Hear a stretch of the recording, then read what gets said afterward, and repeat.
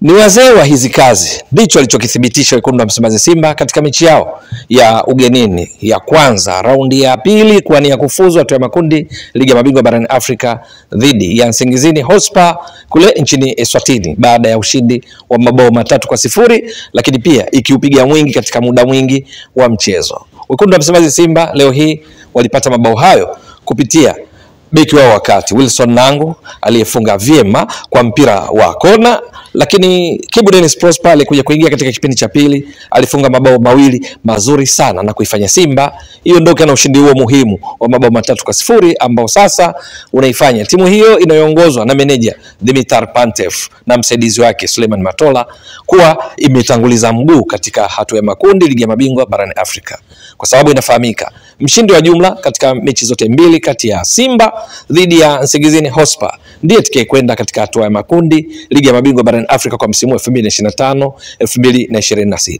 Ushindi wa leo wa mabao 3-0 ugenini, maana yake ni kwamba Simba itahitaji ushindi wowote mwingine katika mechi ya marudiano kwa Mkapa jijini Dar es Salaam itasonga mbele.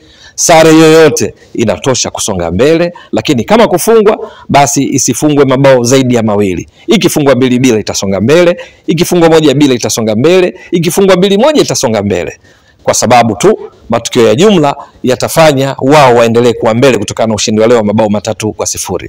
Lakini habari kubwa sio tu ushindi wa Simba leo hii, bali Simba ambayo leo hii ilikuwa ikicheza kwa mara ya kwanza chini ya meneja wao Dimitar Pantev ilikuwa na kitu cha kuonyesha kwa mashabiki wake kwamba iko kwenye mikono salama, na ndicho kilichoonekana. Kuna mabadiliko makubwa juu ya uchezaji wa wekundu wa Msimbazi Simba, ambapo leo hii kocha Dimitar Pantev katika uundaji wa kikosi chake aliunda kwa mfumo wa baada ya golikipa Yakub Suleiman na sio Musa Pimpin Kamara ambaye ndo mara nyingi huanza na alikuwa akiwatia hofu baadhi ya mashabiki, lakini leo hii Yakub Suleiman golikipa wa timu ya Taifa Stars ndiye alianza na alicheza vizuri sana. Lakini kwenye eneo lake la ulinzi alikuwa na walinzi 4, akawa pia ana viungo 3 na washambuliaji 3. Tofauti na Simba ambavyo ilipokuwa chini ya Fadu Davids, mara nyingi muundo wake wa kikosi huwa ni baada ya golikipa kuna kuwa na walinzi 4, viungo wale ukabaji, viungo 3 washambuliaji na mshambuliaji kinara mmoja. Lakini Dimitar Pantev ambaye mfumo wake wa baada ya golikipa kuwa na 4-3-3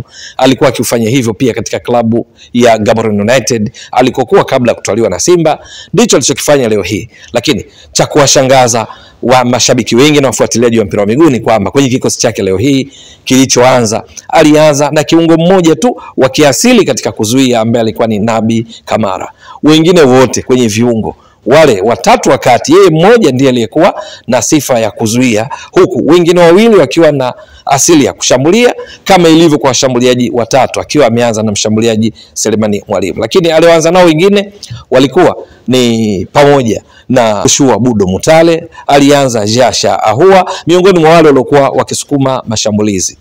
Paka kipindi cha kwanza Simba walikuwa tayari wanaongoza kwa bao 1-0, bao lililotokana na mpira wa kichwa uliowekwa wavuni na Wilson Nangu, akiendeleza kile ambacho Simba msimu huu wamekuwa wakionyesha kwa mabeki wake wakati kufunga katika mechi tofauti tofauti. Rushain Derok ameshafunga, inafahamika. Abdurazak Hamza ameshafunga, Shamu Karabu ameshafunga katika mechi dhidi ya Fountain Gate, na leo hii Wilson Nangu beki mwingine wakati akafunga katika bao la utangulizi. Ni wakati ambao Simba walikuwa kimiliki mpira zaidi, Simba wakiifanya Nsingizini Hotspur licha ya kwamba Simba walianza na kiungo mmoja wa asili wa kuzuia ambaye ni Nabi Kamara, lakini walifanya kile ambacho huwa kinasemwa to play under the cosh, kucheza akiwa kana kwamba amefunikwa na blanketi, unamziba nafasi ya kuanzisha mashambulizi katika eneo lake. Shinikizo linafanyika kuanzia katika eneo lake, na ndivyo Simba walivyofanya. Wachezaji Neo Maema, Joshua Budo Mutale, Jasha Ahua, Selemani Mwalimu, Elimpanzu Kibisawala kwa kiasi kikubwa waliifanya Nsingizini Hotspur ishindwe kuanzisha mashambulizi hatarishi kutoka katika eneo lake, lakini pia kukosa fursa ya kufanya mashambulizi ya kushtukiza, ikiwa ndivyo ilivyoonekana kutokana na namna kikosi chao chini ya kocha Mandla Davids Kogi kwamba washambulie kwa kushtukiza. Lakini Simba walidhibiti vya kutosha mpaka mapumziko. Simba leo hii Nsingizini Hotspur mpaka mapumziko wakiwa wamepiga mashuti 7, hakuna hata shuti moja lilolenga shabaha. Lakini wekundu wa Msimbazi Simba Katika kipindi cha pili wakaendelea kuwa wanatawala zaidi, huku wakiwafanya Nsingizini Hotspur wakicheza nyumbani, wakishangiliwa na mamia ya mashabiki wao waliojitokeza, wakikosa cha kufanya. Badala yake Dimitar Pantev akaonyesha ukubwa wake wa kikosi kwa kufanya mabadiliko ambayo yalikwenda kuimaliza kabisa mechi. Walioingia walikuwa ni pamoja na Jonathan Soa, alichukua nafasi ya Selemani Mwalimu. Waliotoka ni pamoja na Neo Maema, waliotoka ni pamoja na Joshua Budo Mutale, pamoja na Jasha Ahua. Waliokuja kuingia ni Yusuf Kagoma, alikuwa ni miongoni mwa walioingia. Aliingia pia mbali na Jonathan Soa, alikuja kuingia Kibu Dennis Prosper, aliingia Morris Abraham. Ni mabadiliko ambayo yalifanya Simba iongeze kasi zaidi. Simba ambayo cheza yake leo hii, pasi zake nyingi, miongoni mwa tofauti aliyoonyesha ni kwamba ilikuwa ikipiga pasi za haraka, lakini kwa kwenda mbele muda wote, wakiwa direct, wakawa na makali zaidi. Safari hii kila mara wakilifikia lango la Nsingizini Hotspur, na mwisho wake kiwango kizuri kilichoonyeshwa na waliotokea benchi kikaongeza madhara zaidi kwa Nsingizini Hotspur. Jonathan Soa akawa amepokea mpira mzuri ambao ndio aliompa pasi Kibu Dennis Prosper kufunga bao mojawapo, lakini pia kuna bao lingine akalifunga kwa pasi nzuri iliyotoka kwa Morris Abraham, na hivyo kufanya watokea benchi kushiriki katika ujenzi wa mabao mawili mengine katika kipindi cha pili, lakini kwa kushirikiana na wengine akiwamo Nabi Kamara ambaye katika ujenzi wa bao mojawapo aligongeana vyema kisigino eneo la kati akiwa na Yusuf Kagoma. Mwisho wa siku Kibu Dennis Prosper akafunga mabao mawili, Simba kaondoka na ushindi wa mabao 3-0, huku miongoni mwa mambo ya kufurahisha ni juu ya namna ilivyokuwa ikicheza kwa kasi. Leo hii hakukuwa na kucheza mpira kwa taratibu. Simba walikuwa kimiliki zaidi mpira, lakini pasi zao ni za kwenda mbele na tena ni kwa kasi. Lakini leo hii pia Simba wachezaji wake pale ambapo mwenzake anakuwa amefungua alikuwa anatoa pasi, na sio mchezaji mmoja kulazimisha kudribble mpira unnecessarily pasi na sababu. Leo hii Mpanzu alicheza vizuri sana kabla ya kutoka, lakini jukumu lake kubwa alilokuwa akilitekeleza ni kuhakikisha mchezaji hatari wa Nsingizini Hotspur huyu Singipile Shongwe akishindwa kwenda kuleta ari kwenye lango la Simba, kwa sababu yeye ni beki mbili ambayo huwa wanamtumia kama Kapombe akipanda na kuingia ndani. Katika mechi iliyopita waliocheza dhidi ya Simba Bora ya Zimbabwe, katika mechi mbili alinyara sana. Mechi ya ugenini walifunga 1-0, mechi ya nyumbani ni yeye huyu Nkosingipile aliyefunga bao katika dakika 90 na kufanya Nsingizini washinde bao 1-0 kwenye uwanja ambao leo hii walicheza dhidi ya Simba. Matokeo ya jumla yakawa ni 1-1, mikwaju ya penalty ikawafanya wao wasonge mbele kwa kushinda 4-2.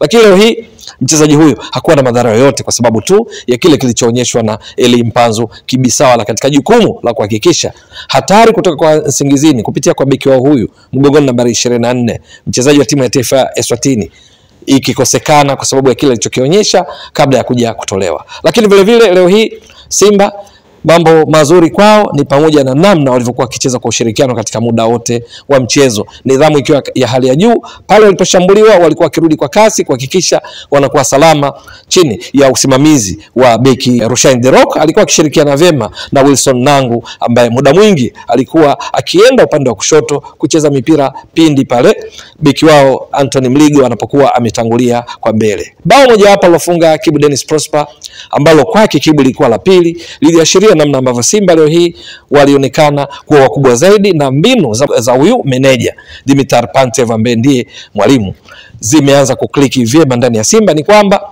kama sio Kibu ambaye alipokea pasi nzuri kutoka kwa Jonathan Soa, alikuwa na uwezo pia wa kutoa pasi kwa Eli Mpanzu Kibisawala, angeweza kufunga. Lakini pia Anthony Mligo alikuwa ameshafika, alikuwa na uwezo wa kufunga. Jonathan Soa mwenyewe alikuwa na uwezo wa kufunga. Ni shambulizi ambalo wachezaji wanne walikuwa na uwezo wa kufunga, na hiyo ni habari njema kwa kuondoa Msimbazi Simba, hasa kwa kuzingatia kwamba wamempata meneja mpya katika kipindi ambacho msimu umeshaanza na tayari walishaanza kucheza mechi za ligi ya mabingwa barani Afrika, zile za dhidi ya Gaborone United alikotoka yeye Dimitar Pantev.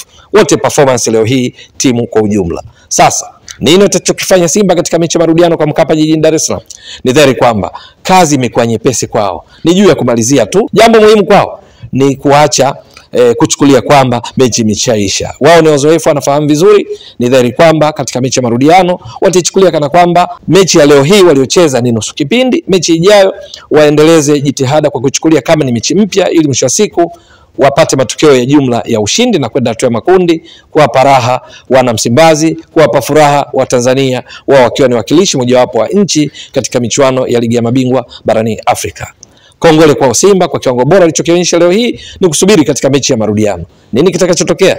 Ni swala la kusubiri. Mtazamaji wa Mbwaduke Stats Sport Next Level, endelea kuunga mkono channel hii kwa kuhakikisha kama una subscribe, una share, una like na kucomment. Mwasilishaji wako ni mimi Ramadhani Mbwaduke, almaarufu kama Mzee wa Data. Shukrani jazilan. Bye bye.